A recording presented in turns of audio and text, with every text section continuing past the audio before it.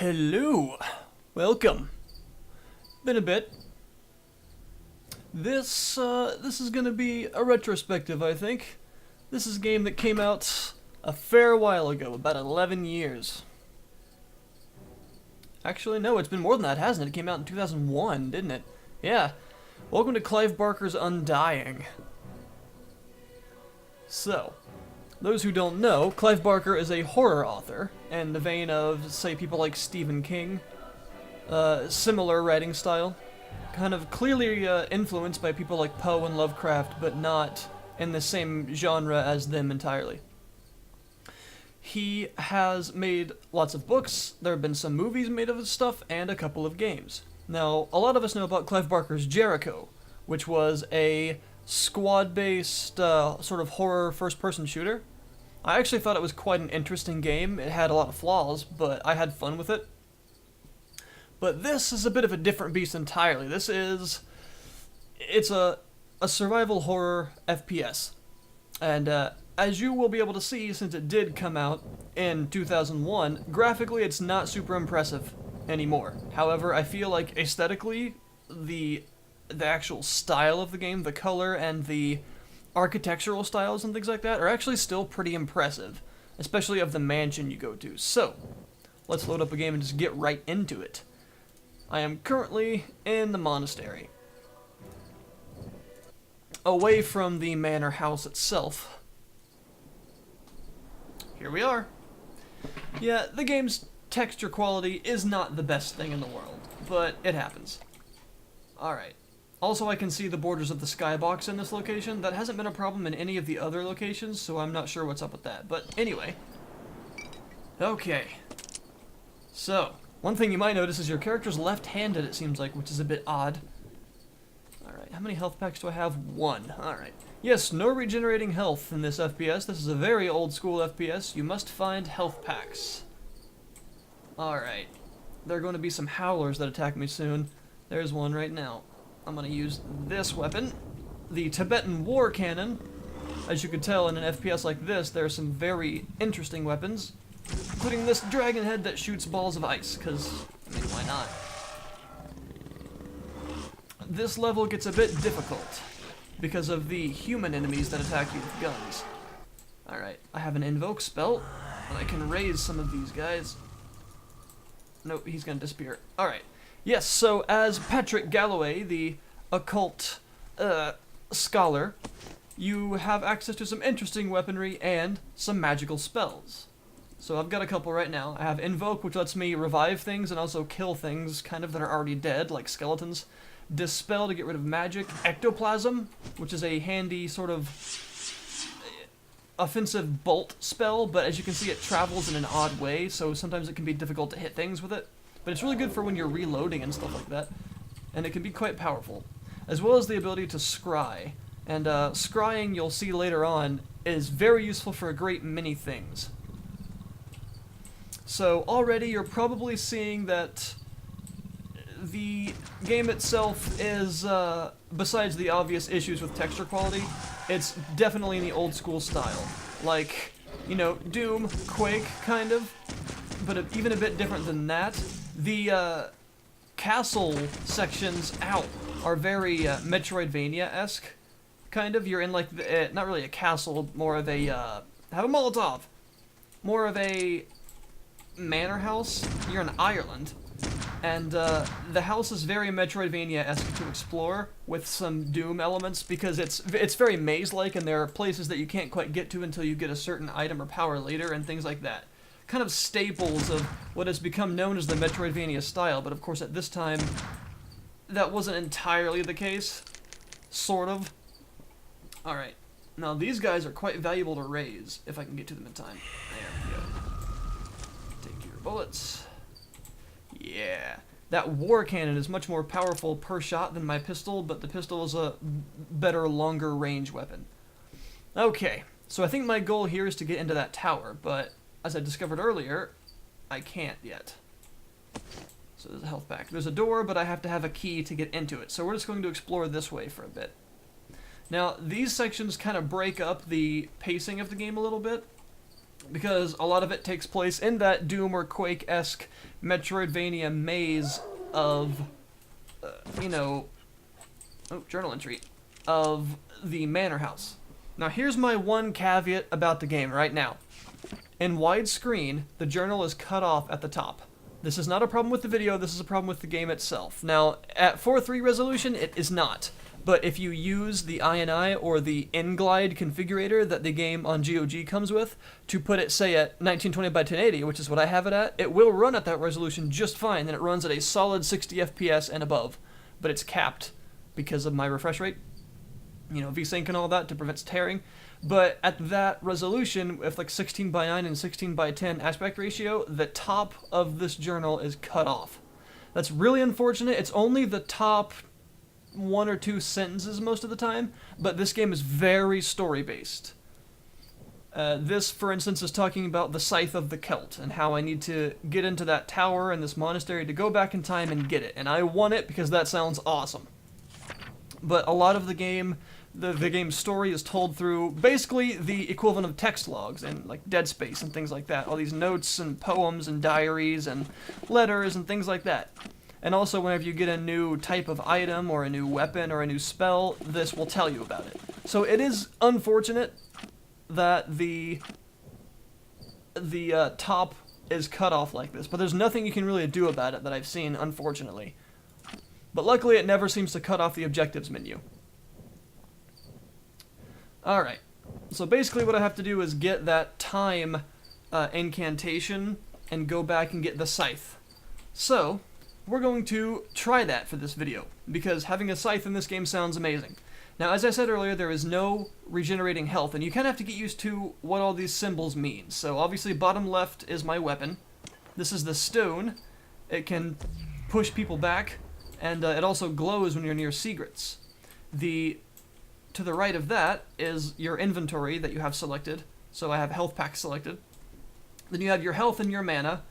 Your mana will regenerate over time, and it goes down when you cast spells. And then to the right of that, that tells you that you have journal entries, and to the right of that is your spell symbol. So as you notice, those asterisk symbols above it are actually the spell level. This is a level 3 ectoplasm spell, but whenever you equip the stone, you always get one bonus temporary level as long as you're holding the stone. So like this, it's actually level 4, and you can tell the spell looks a bit different. So, here's what we're going to do. Here, I believe, is where I can get the key to that tower. There are these, I'm not sure what they are, Mongolians? These people in the Irish Hills that don't like me very much. I'm not entirely sure why, it's not explained yet, but they don't seem nice. They like to shoot and or stab me. They also have donkeys, which is kind of cool. So basically, you're exploring the ancient Irish countryside, trying to figure out what happened to this family. So this is odd in the sense of some of the more old school FPS, because a lot of old school FPS didn't have stories, or at least the stories weren't all that important. In this one, however, it is an entirely story-based game. The journal entries and everything, they tell you what's been going on. People you talk to, although kind of few, because obviously a lot of people in this world are dead or hate you, or undead. It's story-based, and that's a bit odd for FPS in this era. This is kind of in between things like, Quake and something like, say, Half-Life 2, which I believe came out in 2005, if I remember correctly. So, it's separate, essentially. It's kind of in the middle, so it's still got the old school FPS stylings, however, it is heavily story-based. Excuse me. That was a sneeze, in case you couldn't tell. One thing I do have to say, though, about this is, interestingly enough, since this was before the time of Half-Life 2 and things like that, there isn't a lot of scripting. So it's a lot of exploration and secrets and things like that. Oh my gosh. I can't stop sneezing. Apologies. And that's a lot of fun for me. I really like that. So here's your scrying spell. This helps you see things that maybe you can't see with your naked eye. It also highlights living beings and undead beings, and will allow you to see secrets and things. Sometimes you'll come across paintings and other scenes in the manor house and stuff that will change when you view them from scryed vision. Also, it acts as temporary night vision, allowing you to see in areas that are very dark, and that is important because, of course, one, this is a horror game, technically, so there are lots of dark places, and two, the castle itself, quick save, the castle itself has a lot of electricity problems, and the electricity is out in a lot of the castle, or the manor, so, you know, it's dark in there. What we really need to do is get in here. It will not open. Oh, I missed the key. I'm a doofus. Alright. Alright, that's the tower key. So obviously I can't get in there right now, unfortunately. Even though there is some stuff I'd like to get. But it doesn't look like I'm going to be able to force my way in. Stuck. No. I'm just going to have to go back to the tower. So let's do that. Now, due to the old school FPS stylings, this game has a lot of secrets and a lot of, I guess, Easter eggs and things. Some of the secrets are the kind that are in plain sight, but you just don't know how to get to. Like, say, in the cemetery, there's an old cemetery that you go to just before you get to this level. And in there is a scroll on top of a gravestone. It's right there, and it's obvious that you want it, but you don't know how to get to it. You basically have to do a jumping puzzle across the gravestones in order to get to it, and it took me like 30 minutes to figure it out, and I was kind of sad. Uh-oh. But once I finally figured it out, I was pretty happy. And I was rewarded with the scroll, which is an item called an arcane whorl, which, W-H-O-R-L, thank you, which increases your mana regen, so that's useful. Before I go in that tower, due to the, you know, exploration thing, I'm going to head up here and see what's going on. So the game is actually, it's slower paced, because it's a story-based game, but it's actually very action-oriented, because of the crazy weapons and spells you can get, and the fact that you basically dual-wield stuff. I mean, I can shoot and use spells at the same time. It's not a problem. That's pretty cool. And there's lots of little side areas and secrets in the form of, like, journal entries and letters and things to kind of discover the lore of this world. And basically what seems to be happening is the family, the Covenant family, if your last name is Covenant, you're probably cursed, by the way. Ooh, silver bullets. Uh-oh. And, they have prayed or used an incantation of some kind at these standing stones, and it's caused their family basically to become cursed. I would like to go there, but I'm betting I can't. This curse has caused all sorts of crazy things to happen, and essentially all of the members of the family, except for one, have died. But they haven't... let's just say they haven't stayed very dead. So you're basically trying to figure out how to lift this curse, how to solve their problems because they're your friends, or at least the remaining live one is, and also at the same time trying to not get killed yourself and discover more about this sort of arcane nature of this world. Oh, because it's a bit different. Alright, these are called howlers, by the way. There are various enemy types, all kinds of crazy things, including these very Lovecraft-esque tentacled creatures that are just destroyers. And skeletons, which you can actually kill with the invoke spell if you do it right. And if you don't, they can keep coming back. Alright, let me go ahead and use one of my health kits there. As you can see, they don't restore your health instantly. They slowly tick it up a bit, and they don't restore all of it either. So, yeah. Welcome to the tower. We've got fun and games. Alright, what's this? Another key. And Azura's Star? Sun Medallion. Alright. I'm guessing I can't really use any of that? Yeah, it's just in my key items. Alright. That's my inventory screen. Alright, so in here was the Sun Medallion. It wouldn't surprise me if there was some sort of jumping puzzle to get up there and there was like a little secret or something. Like some more silver bullets or an amplifier, but I don't see one. Amplifiers are very important. They are these secret stones you can find that enhance your spells. They increase the level of your spells by 1. And that's the only way to actually get a permanent spell level, besides the one the stone gives you, which is temporary. Alright, so I got another key, a chest key. I'm not sure what that is for, because I haven't seen a chest, but I'm guessing that it probably has something to do with this area over here. So I have the medallion now. That's part of the incantation I need. I also need a scroll with the actual incantation written on it, and the other item, a mercury flask. But now I have to find my way into that farmhouse. So, let's get rid of these guys. So, it's similar, I suppose, to something like, oh god, something like System Shock, with its old school FPS nature with some horror, but not quite as scary as System Shock is, and something like Quake or Doom. But also, it kind of reminds me of things like Bioshock, because of the nature of the weaponry, and how you're able to sort of, you know, dual-wield spells and weapons, and you're just sort of an enhanced fighter, and a few other things like that. So it's pretty cool. I really like it. And unfortunately, for some reason, this game, save often by the way, this game did not sell very well. Oh my goodness. For no reason. It's rated extremely highly. If you go to pretty much any review site, this game is critically acclaimed. However, for some reason, it didn't sell particularly well. It's become a bit of a cult classic since then. It even has a few fan sites, including an Italian fan site, and a big one called The Standing Stones, which you can actually find some custom maps to download. So you can actually play more of the game that other people have made, which is very cool. So, the game hasn't sold well, but it's one of those games, kind of like Psychonauts and things like that, that have become known as extremely good, and that they deserve much better. This is probably a ladder, isn't it? Yes, it is. Uh-oh. The Tibetan war cannon is quite an interesting weapon. So in this game, you'll fight all kinds of enemies. You'll find yourself going across other realms. You'll find yourself discovering strange arcane mysteries. It's a great game. I mean, it's a lot of fun. Also Square Hay. It is pretty fantastic, in my opinion.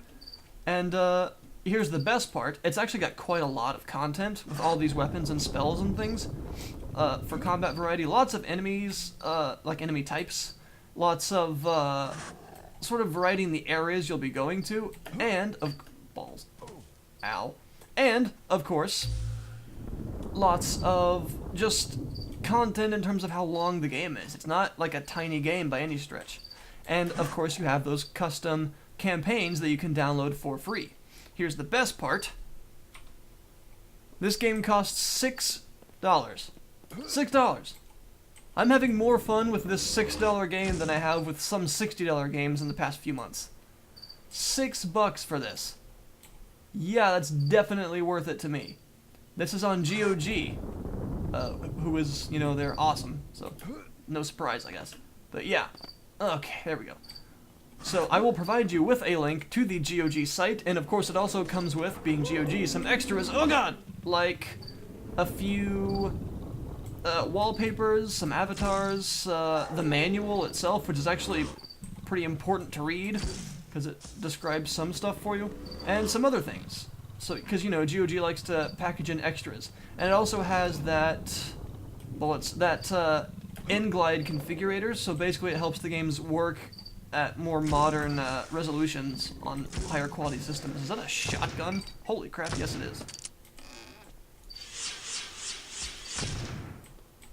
Oh! You giant jerk. Ooh, can I get a shotgun? Nice. Yeah. Got myself a new weapon. Sweet. Yeah, I'm happy with this development. Alright, let's see. Oh god! These green ones are a bit stronger than others. While I'm reloading, I can sling some ectoplasm.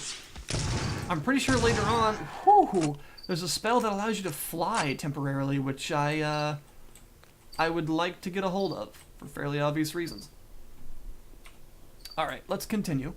So yeah, again, $6. That's not even on sale, that's how much it is, because GOG is amazing. So, obviously, I'm going to provide you with that link. And the only problems the game has, really, as far as like technical problems with modern systems, is that whole top of the journal getting cut off thing, which is annoying but not game breaking because the game is so story based. The journal is very important, but it is only the very top. It still sucks, but it's not gonna ruin your life, I don't think. Ah, crap! Why did I do that? And secondly, the other problem I found, besides the fact that yes, it doesn't look texture resolution wise that amazing, which isn't really a big deal for me. But the other problem that I found is more of a personal one, and that is it doesn't have an option for subtitles. That kind of sucks, because I like subtitles. But, you know, that's not the biggest issue. If your only problem is, oh no, no subtitles, and the game is 11 years old, I'd say you're doing a pretty good job. Alright. Get some of those shotgun shells, because shotguns are amazing in horror games. So, a lot of people have gotten interested in System Shock 2 recently, and I figured that I would also show off another one that is definitely a classic. And, just the atmosphere and the story is very interesting, which was a bit of a rarity for games back then. So, yeah. That looks like a chest that I might use a key for. Bump. Maybe? Bump. Bump. There we go. A trap door. Ah, okay. That explains where everyone's going. What was that? Can I open this now? From this side? Yeah. Alright. Ooh, Molotovs. Eh. Nom nom nom.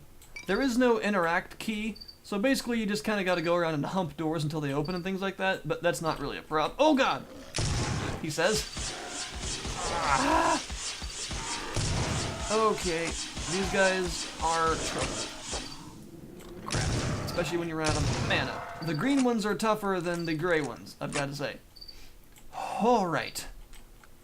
Let's keep going a little bit just to show off some more of this game.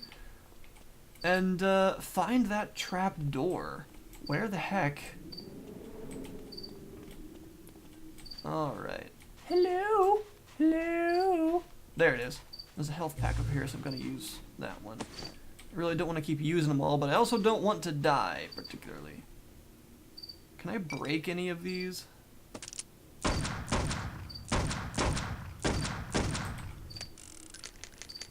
Not looking like it. Just making sure, you never know. Any secrets? Anything secret? The stone will glow, and you'll hear a fairly creepy voice. Well, I guess let's go down here then.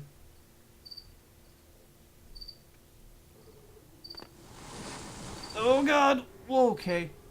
Oh, this looks good. This looks... Yep. Not gonna be creepy at all. Oh gosh. Hello? Okay. This is very catacombs-esque. Sewer/catacombs. Lots of bats. The only horror game in existence where the bats don't attack you. Alright. Oh, that's a nice sound effect there. Walking around on the bones. Alright. There we go. It's a little dark in here. That's a fairly low level version of the spell, so it doesn't last for very long, but it also doesn't cost too much mana. Okay. So these guys, yeah. If you use Invoke on them, you kill them permanently, but it costs all of your, oh god, all of your mana. And, that is unfortunate. Oh god. Because they're quite strong. Wow. Yeah. They're quite strong, but if you don't invoke them, they will come back.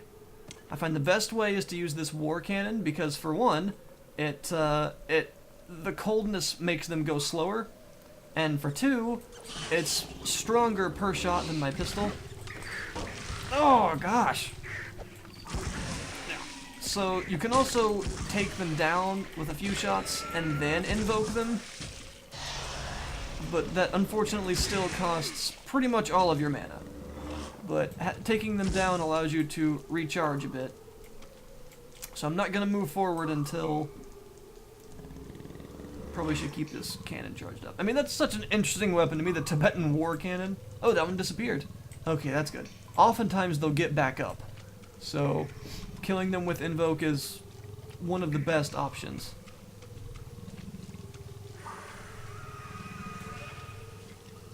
Alright, so we're just gonna nail this guy. Boom! Alright. Let's make sure, because things like to appear behind you, so. Alright, just keep an eye on him. There we go. Slammed him down, and yes, they throw skulls at you. Keep going. Is he gonna disappear? Is he gonna get back up? He's gonna get back up. There we go.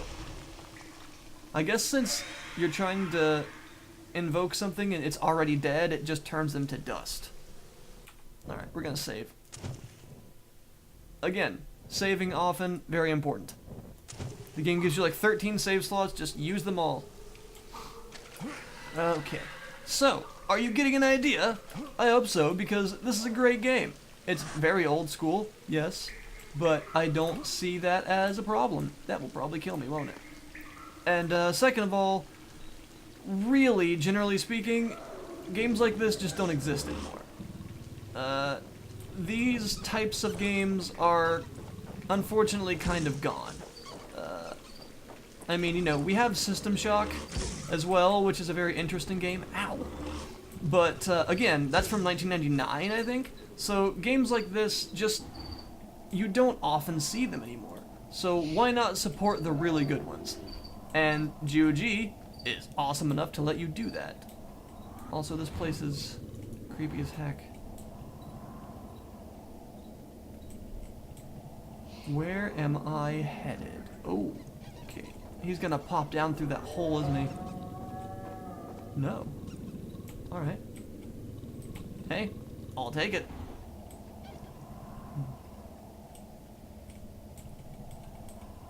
That's her! That's the person I'm looking for! Where am I exactly? I would like to know. Alright. I guess I just hop out of here? Hop. Ugh. Some sort of ancient monastery grounds still? Alright, and again, wide open spaces. Very cool. Fun to explore, and not tiny corridors that force you to go in one direction and watch people open doors for you. So I guess we'll probably end the video here, folks. You're more than likely getting an idea of what this game is about, what it's like, and if you would enjoy it. So, of course, I will have the link in the description to the GOG page where you can buy this game like 20 times and support the people because it's a freaking awesome game. Oh my god!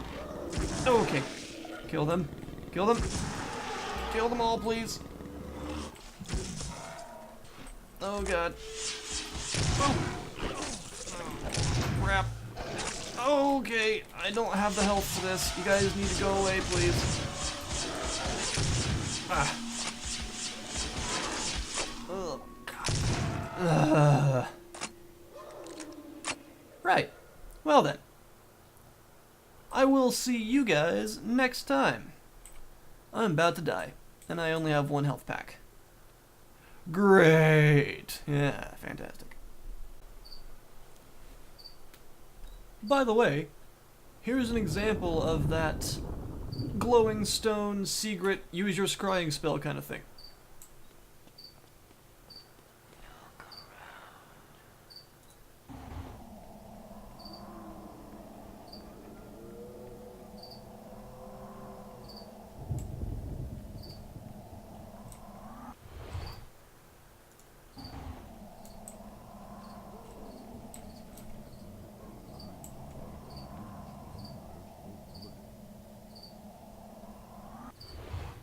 Kind of neat, huh?